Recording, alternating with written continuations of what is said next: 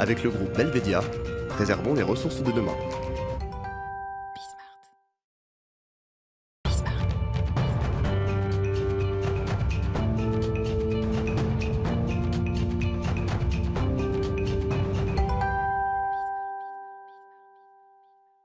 Amélie Favre-Guittet, RH Management, fenêtre sur l'emploi, comme chaque mardi. Là, aujourd'hui, j'ai envie de dire, c'est presque un coup de gueule que vous poussez. Ah, oui. Alors, ça tombe très bien parce que vous avez un député de La République En Marche très engagé, puisqu'il a fait voter une loi sur l'apprentissage. Donc, les 450 000 jeunes dont il parlait tout à l'heure. Vous nous dites aujourd'hui... il y a les seniors, on en a déjà parlé avant la crise Covid, mais ils sont là, ils attendent longtemps à retrouver un boulot, et puis là arrive une catégorie de jeunes qui sont en galère. C'est quoi? Vous les appelez les générations sacrifiées? Oui, alors on a la génération sacrifiée pour les jeunes, dont tout le monde parle. Moi je parle de la génération oubliée pour les seniors, justement. Aujourd'hui, on a regardé les stats justement de Pôle emploi. Au dernier trimestre 2020, on avait 492 000 demandeurs d'emploi de moins de 25 ans inscrits à Pôle emploi. Donc, ce sont nos fameux jeunes qui sont un peu en galère. Qui ne touchent rien, Amélie. C'est-à-dire qu'ils sont inscrits officiellement pour essayer de trouver un emploi, mais ils n'ont pas travaillé auparavant, j'imagine. S'ils n'ont pas travaillé, ils ne touchent rien. C'est ça, on est d'accord. À côté de ça, on a nos plus de 50 ans. Parce que Pôle emploi, après, fait ses stats à partir de plus de 50. On a quand même des seniors qui sont quand même à partir de 45, mais eux, on ne les compte pas. Donc, à partir de 50, ils sont 964 000 à être au chômage. Presque 1 million. On a près d'1 million de chômeurs de plus de 50 ans et tout le monde s'en fout. C'est ça qui est magique. On a mis plein de choses sur les jeunes. Sur les jeunes, le paquet a été mis. On ne peut pas le nier. On a mis 4 000 € par-ci, 8 000 € par-là, jusqu'à 10 000 s'ils sont dans des territoires. Mais pour les plus de 50, on s'en fout total. On les a foutus sous le tapis. On s'est dit, on va attendre. Et nos chers parlementaires nous ont dit, on va attendre qu'on va parler des retraites. Vous dites ça parce que vous avez un parlementaire sur le... Ouais, j'en profite. Voilà, ça fait un bien fou. Je vous sens tendu comme un arc. Mais oui, parce que moi, l'emploi des seniors, je m'en occupe depuis plusieurs années. Je vous en parlais très Et je me régulièrement. rends compte qu'en fait, sur le tas, on n'a aucune aide, aucun contrat qui peut aider un plus de 50 ans à s'en sortir. Et donc, on creuse encore plus un fossé entre les jeunes et les seniors alors qu'ils sont faits pour bosser ensemble. Je vais avoir une petite réaction de Sylvain Maillard, c'est intéressant, mais vous évoquiez quand même l'idée qu'il y a la réforme des retraites, puisque l'idée c'est de faire baisser évidemment notre dette et faire baisser, si je crois c'est 14% les retraites sur le PIB, donc le faire passer à 10, c'est bien qu'il y a 4%. Non, on pourra en reparler, mais non, l'idée c'est pas forcément de baisser. Ok. En tout cas j'avais cru entendre ça, Sylvain Maillard.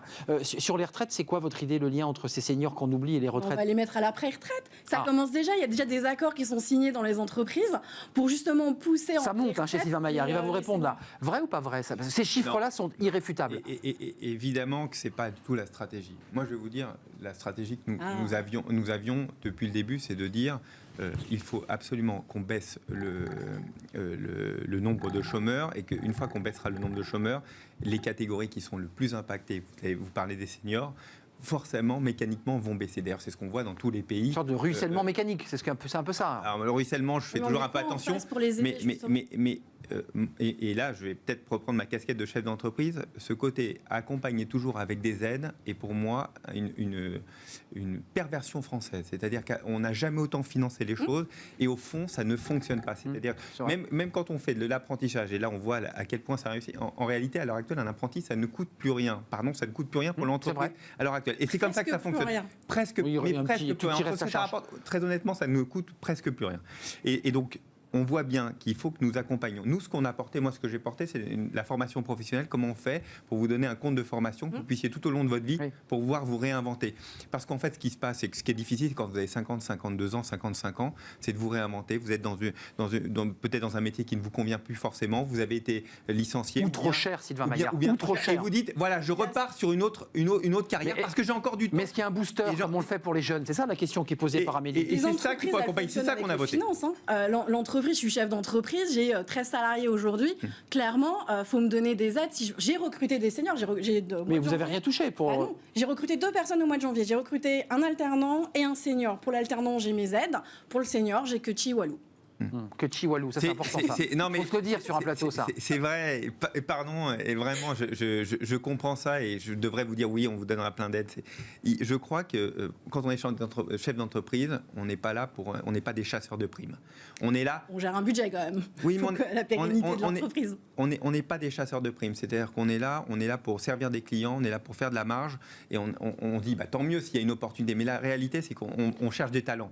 Vous cherchez des gens qui correspondent. Mais tout le monde va chercher des des jeunes parce qu'ils savent que ça leur coûte beaucoup moins Il y a cher. un effet d'aubaine, Sylvain Maillard, ça me Clairement. semble assez évident. Donc, si on fait un effet d'aubaine pour une justement, catégorie, il faut en faire pour les autres, ou alors on en fait pour personne. Alors il ne faut pas d'effet d'aubaine, il faut juste dire que les jeunes qui n'ont aucune expérience sont particulièrement défavorisés pour trouver un emploi à l'heure actuelle, donc on compense par une aide, mais par contre ceux qui sont déjà dans l'emploi, qui ont déjà une formation, qui ont déjà une expérience, eux normalement ne devraient pas bénéficier d'aide. Ça ne veut pas dire qu'on ne doit pas en permanence mettre en place, quand vous gagnez mieux votre vie qu'un autre, en général, vous avez un salaire plus important, c'est que vous apportez plus de valeur ajoutée dans l'entreprise. C'est ça la réalité. Et donc, quand vous êtes senior, que vous avez 20 ans, 30 ans d'expérience, en général, normalement, vous devez apporter plus d'expérience. Sylvain Maillard. Et donc, le niveler vers le bas, moi, me semble pas une. C'est un débat. Sauf que pendant ce temps-là, on a des seniors qui restent au chômage.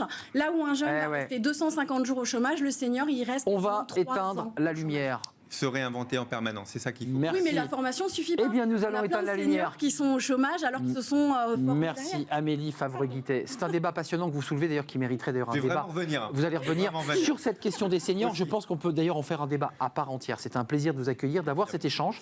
Attention à l'effet d'aubaine. C'est un vrai sujet d'ailleurs qui est soulevé par ces propositions et ces aides. Merci de nous avoir suivis. Merci à Romain Luc à la réalisation. Merci à Fanny Griesmer. Merci à Amanda Montero pour le son. Voilà, je l'ai dit. Merci à toute l'équipe, à Margot évidemment pour l'accueil invité. Et elle est une pièce maîtresse. Et puis à Pauline qui est à nos côtés depuis quelques semaines. C'est un plaisir d'être avec vous. Je suis en direct demain, évidemment, comme chaque jour à 10h. Venez nombreux, bien sûr, et portez-vous bien dans ce contexte un peu frisquet. À demain. Bye bye.